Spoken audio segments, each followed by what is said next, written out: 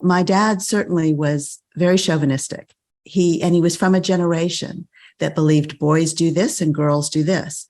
But what that did is it let me off the hook. So I have two brothers and a sister. My two brothers, it was stressful in a whole different way for my brothers because so much was expected of them. And we're all high achievers. And we all love that innovative idea. And so there's so much good that came out of my growing up. But I was not raised to be a breadwinner. I was raised to get my education, get married, and have children, period. End of sentence. And the older I got, in my teens, in my early 20s, the more angry that made me because I cared a great deal about having a career and had things I was passionate about. At that time, I was very passionate about politics and ended up running a business that I focused on political consulting and lobbying.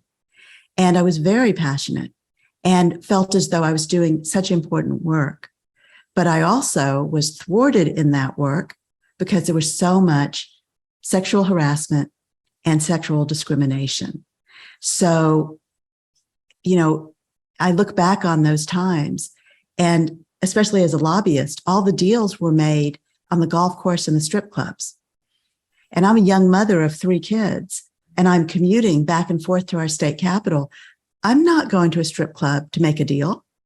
So I had to get really creative to figure out how to get the deals done without going to the golf course and the strip clubs, and figuring out a better way, certainly for me, but a more innovative way to get in the door and to get the deals done, because that was necessary. And you could be one of the guys or you could be a sex symbol. And at that time, there was literally nothing in between.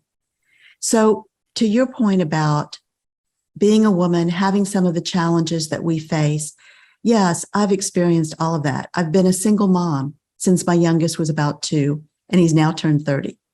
So I've raised my 3 kids. I've kept my goals in sight. My goal was always to raise good human beings, and everything else was on the periphery. So that kind of focus and discipline has served me really well, but I also paid a price for that with don't make a noise and don't make a sound, don't make a mess, right? So some of that discipline comes from that childhood experience, but there are also some downsides to that because it was so much harder for me to speak up and because there was so much fear underneath that.